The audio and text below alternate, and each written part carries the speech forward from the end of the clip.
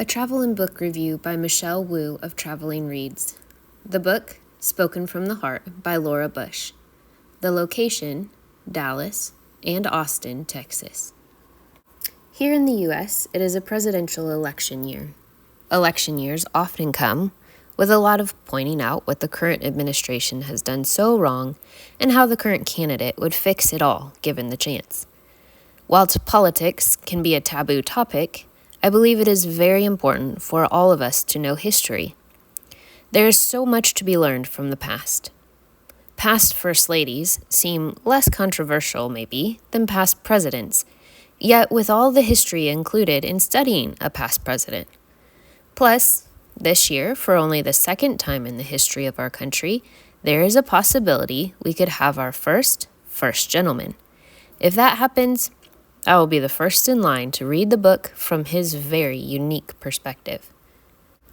During a recent trip to Dallas, Texas, I visited the George W. Bush Presidential Center on the campus of Southwest Methodist University.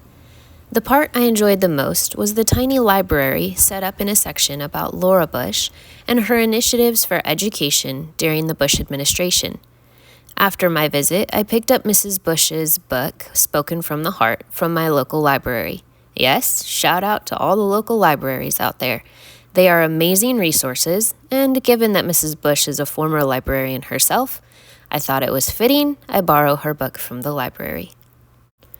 Spoken from the Heart was a bit of a slow read to get into. With all due respect to Mrs. Bush, I was not drawn into the book by the naming of and details of all of her childhood pets. However, I'm glad I read past those details and finished this book. I didn't expect the emotions the book would bring as I read through the tragedies that happened during the Bush presidential years and started to see them through the eyes of the First Lady. I cannot imagine the wait every day for 8 years, not only living this history and experience it in person, but having some responsibility for doing something about each of the situations that were occurring. I was 19 when 9/11 happened, about the same age as the Bush twins. Like the Bush girls, I was in college and living on my own for the first time. My mom called me that morning and told me to turn on my TV. As I watched the second plane fly into the World Trade Towers, I knew in that moment the world as I had known it was forever changed. I was hundreds of miles away from where this all was happening, but it still felt so close. Mrs. Bush was in the middle of it all, being shuffled around by Secret Service, unsure if the building she was in was about to be the next target to be hit, unable to reach her husband, the President of the United States. The United States that was under attack. As I spoke to my own mom on the phone, Mrs. Bush was unable to get through to her own daughters.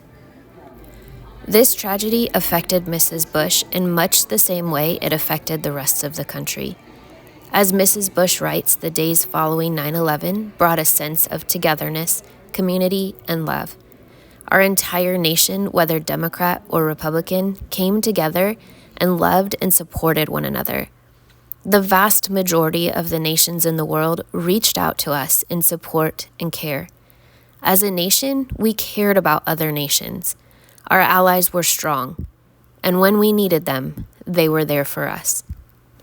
During a memorial service at St. John's Church in Washington, D.C., on the 1-year anniversary of 9/11, Reverend Louis Leon addressed President Bush during his sermon. "Mr. President, you never asked me why the terrorists did it, but I think they did it because this is a country where an immigrant can preach to the president." Reverend Leon is himself a Cuban refugee. Caring for our neighbors has been one of the biggest things that has made America one of the greatest nations in the world. This is why history is important. As First Lady, Mrs. Bush's initiatives were about education. As a fellow lover of books, Mrs. Bush started her career as a teacher and also a librarian. She was and is passionate about education. And after 9/11, when she discovered more and more about the lack of education in Afghanistan, in particular for girls, she started looking for ways to help. Throughout her 8 years as First Lady, Mrs. Bush helped raise millions of dollars for women and girls in Afghanistan, visited the country on several occasions, spoke out against the Taliban, and for women's rights and freedoms. Afghanistan wasn't the only country Mrs. Bush pushed for these rights for women. Thailand, Burma, Ghana, Liberia, Iran, Pakistan, Rwanda, and South Africa are just a few places Mrs. Bush focused, not only for education for women and girls, but also women's health care. AIDS and even breast cancer were reasons some women's families would disown them in different parts of the world. Many women in several African countries contracted AIDS because of sexual assault. In speeches given all over the world, Mrs. Bush was sure to include this cry for equality. Prosperity cannot follow peace without educated women and children, she said in a speech given in Paris. As the years went on during Mr. Bush's presidency, Mrs. Bush also continued with her passion for books and reading. When Hurricane Katrina happened and towns, including homes and schools, were decimated, Mrs. Bush helped raise thousands of dollars to replace the books lost in the school libraries. She also began the National Book Festival and encouraged people everywhere to read. Of course, Mrs. Bush had a life before she was First Lady of the United States of America. She grew up in Midland, Texas, and lived in several Texas cities, teaching and as a librarian before meeting George Bush. Mr. Bush also served as the governor of Texas. As First Lady of Texas, living in the governor's mansion across the street from the Capitol, Mrs. Bush started the Texas Book Festival, which happens yearly at the Capitol building and in the streets surrounding it. I've had the privilege of attending this book festival and felt like I was in heaven. Books everywhere, authors speaking all over the city. I got to sit in the Senate chamber of this Texas state capitol and hear Dan Rather speak. Growing up, I loved watching the news, and Dan Rather and Tom Brokaw were my favorites. I became a photojournalist following that love of news. It was a dream to see Dan Rather and hear him speak. The Bushes are now back in their home state of Texas, living their retirement life on their ranch outside Crawford, Texas. Mrs. Bush writes of the Texas sunset and the violet crown that encircles the sky during a hill country sunset. She speaks of walking Town Lake in downtown Austin, of the big sky and the fresh air. She ends her book saying instead of looking up in fear of a rogue airplane overhead, when she looks up now, it is to see the drift of the clouds, the brightness of the blue or the moon, and the ever-shifting arrangement of the stars. While I didn't make a trip to Washington, D.C. for this travel and book review, I think visiting some of the sites that are near and dear to Mrs. Bush here in Texas probably more closely reflect where her heart has always been.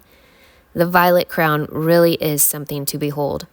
While Austin is now a much bigger city than when Mrs. Bush was First Lady of Texas, and numerous people will tell you where to go and what to visit, and most importantly, what to eat while in Austin, seeing the city through Mrs. Bush's eyes when the city was a bit smaller is a fun way to go about the visit.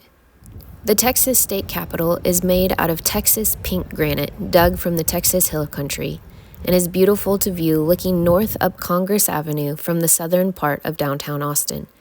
The Capitol building is the largest Capitol building in the United States, reaching nearly 15 feet taller than the U.S. Capitol.